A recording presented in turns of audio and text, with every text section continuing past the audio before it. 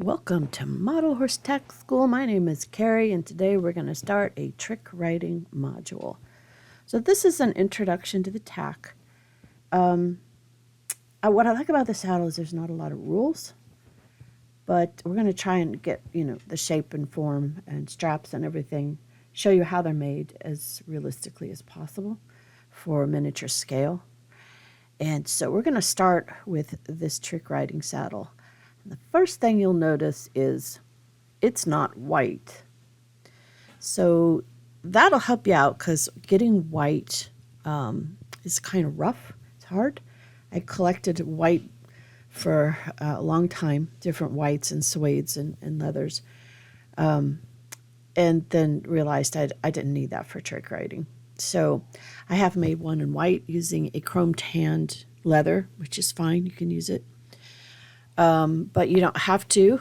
The other way to do white would be to paint your calf skin or other tooling leather, anything vegetable tanned. You can use acrylic paints, paint it white. I would also seal it using some type of top coat before assembly, because if the paint doesn't adhere real well to your leather, it'll peel off. Anyways, that's how to get your white, but I'm going to show you the construction. Now, first thing, horn, we notice it's got a bulb at the top, and then it's just a nice solid thin, something you wrap your hands around, right? Wire is what we would use with a bead. That's how we would do that. And then you'll notice the pommel is it's pretty narrow and it's high up. And then you have your saddle. Look how the slope. See that slope? That's a really deep seat. But then your cantle is low. So a very low cantle. Not a lot of clearance back here before you have the handles. This is one of two different ways to do this. This is the easier way. This is what we're going to do. We just add it to the rear jockeys. Okay, is to add these. Now we're going to put a little aluminum in there for support, but those are your rear handles for the advanced tricks on the back of the horse. You will notice that it is a working saddle. I can tell it's a working saddle because it's a double D. That means that these D's here are attached, bolted, 3 or 4 bolts to the tree. And then you've got this horn is going to be more than, on a real saddle, would be more than just inside the pommel. It'll also be really solidly attached to that tree because it's going to take a lot of weight. You will need a rear cinch. The cinches, because they go sideways on the saddle, they really need that extra support. So your rear cinch should be tight. Usually you do it loose, leave it loose. But for this particular event, it would be tight.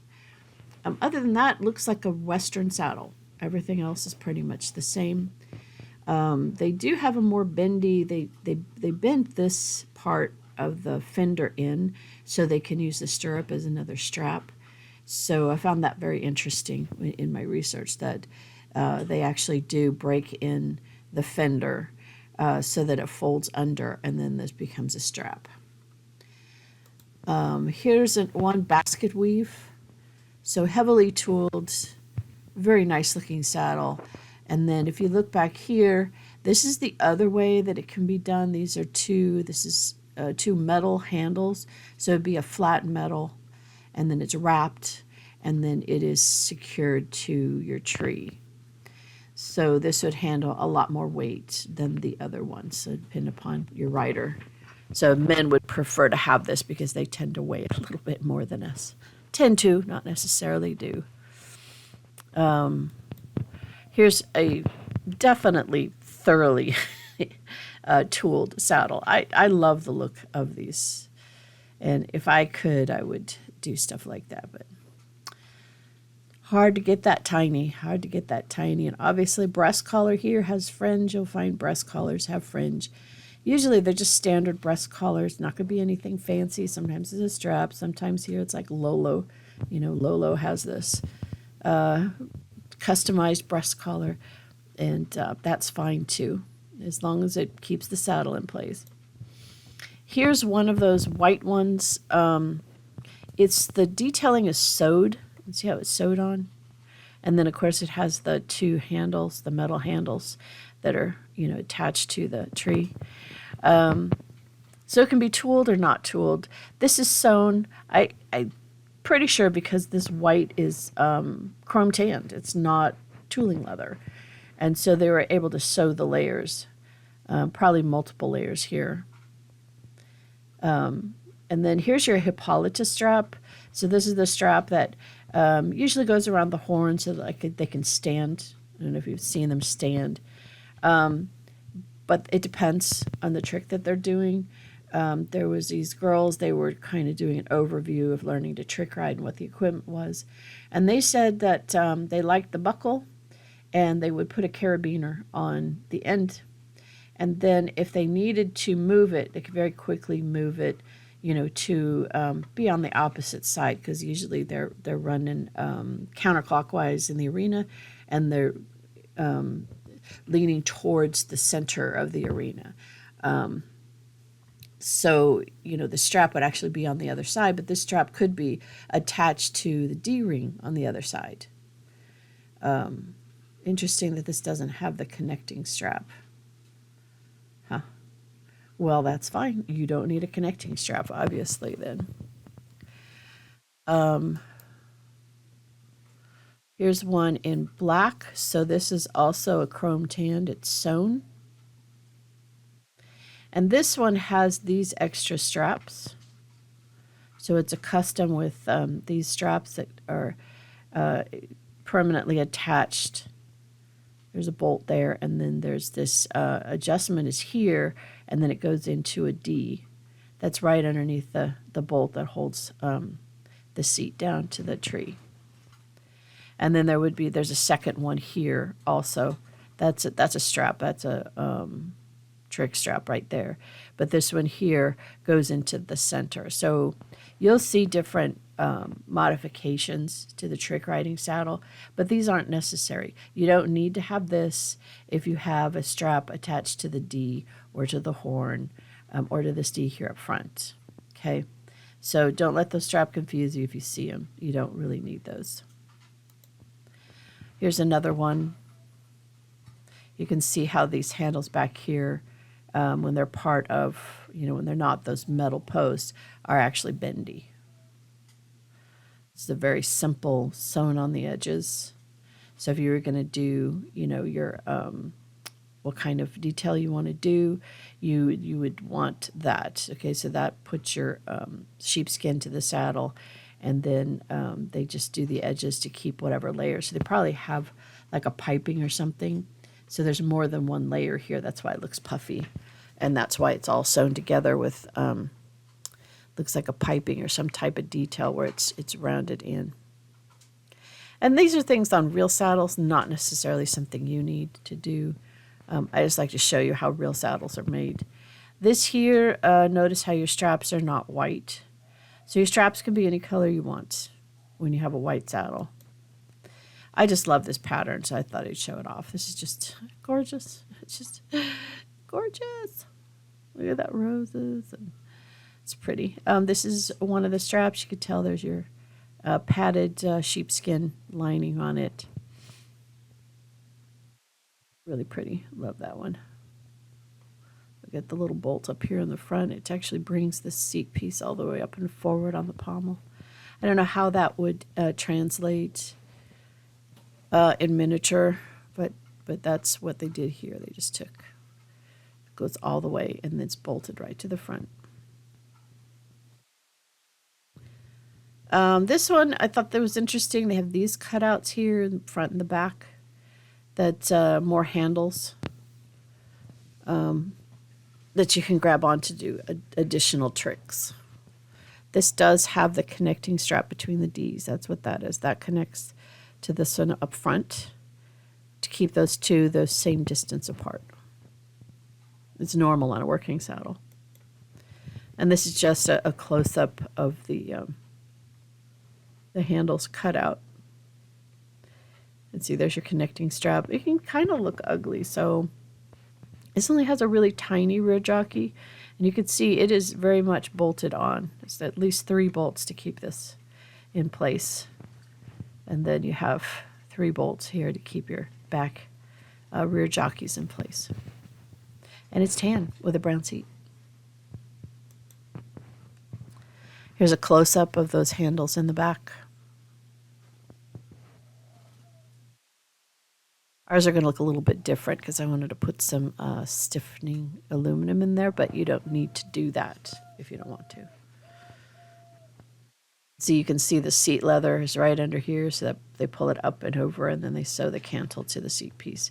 That's what I'm trying to do with my patterns, is that same thing right there, so that you glue it to the seat, whatever that seat is. That's a good quality picture of how a seat should look. Well, here's just another picture of the rear jockeys. This one here, they actually wrapped the handles that are part of the rear jockeys, so you could do that if you wanted. I wasn't planning on that since it didn't seem required. And again, this is that extra strap that comes down into the tree, and then there's your adjustment, and then it goes into a D right next to the bolt that holds the whole thing together. This is a close-up of the strap. Now this is the longer strap, and your buckle is in here and covered by some sheepskin. And this one, instead of using a buckle, it uses these straps. So this is a permanent distance or permanent size. Not everybody likes those, and I guess that's what those girls were saying. Here's another view of it, only now they've removed the sheepskin, so you can see here's your buckle. So your adjustment is way down here. And then this here is permanently braided. I think I have a picture of that. This is your Hippolyta strap. So you got the buckle. You have one keeper. So one buckle, one keeper. This is one continuous strap. Your adjustment's right here. And then you have so this is the smaller one. This is the longer one that goes on the rear Ds. That was tiny. So this is, instead of a buckle, they use this braiding. And I wouldn't do that. It's really tiny. These holes are going to be really tiny. The straps are going to be really narrow. So don't really recommend this. You could probably fake it with some string or something. Some flat string. But just so you can see, that's how if they don't have a buckle, then they use this. And another picture of the Hippolyta. This is the one on the horn, right? So that goes on the horn. Here's your adjustment. And those girls said they'd put a carabiner and then they could snap it onto a D on the opposite side. Or they could just remove it if it's in the way for whatever their next trick is. Okay, so that's what your equipment looks like. So we make the saddle. Saddle pad, normal.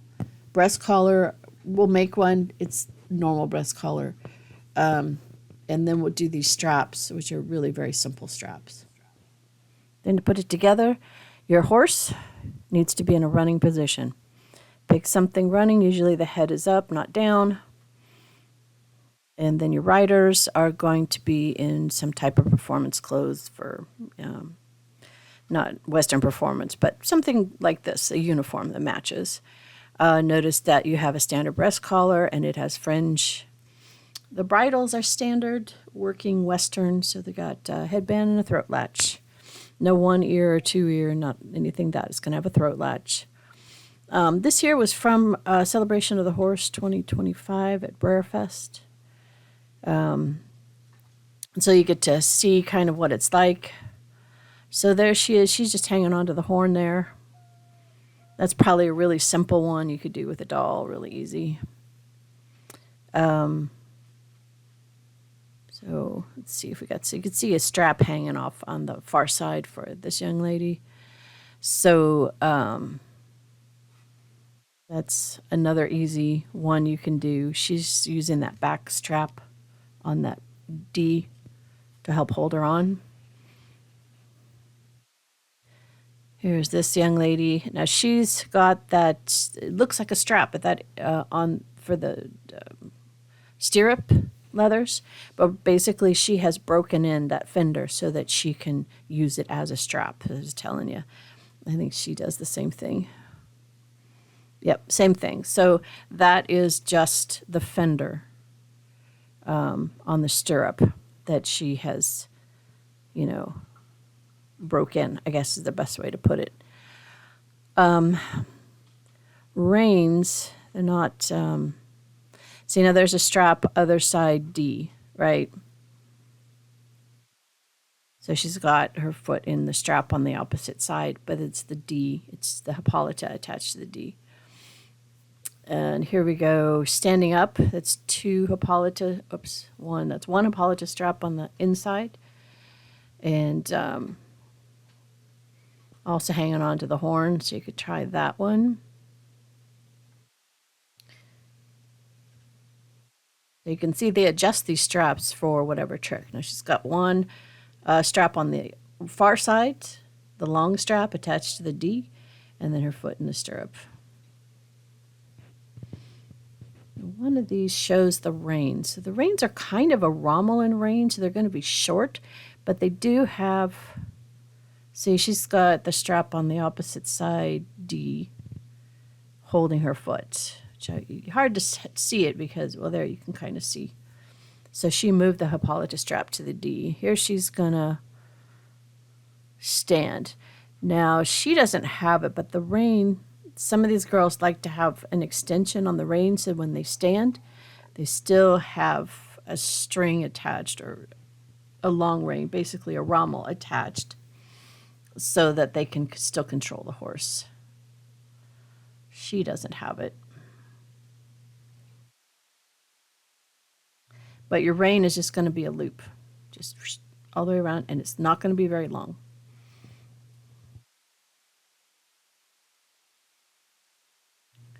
Let's see now, does she have it? Nope, she doesn't. She's just got a oh, she's just using the mane. That's two Hippolyta straps attached to the horn. That horse is like, yeah, whatever. That's so cute. And then again, two Hippolyta straps, and she does not have the rein extension. I'm going to show you the rein extension. It's not necessary, but it's just basically like a Romulan rein. There you go. Here's another way that you could use this trick riding as a flag bearer. So you could do this, and that could be your entry, flag bearer, and she could stand and hold the flag instead of sit. Just thought I'd add that. Well, thank you for spending time with me today. Like, subscribe, tell your friends about the channel, and have yourself a really good day.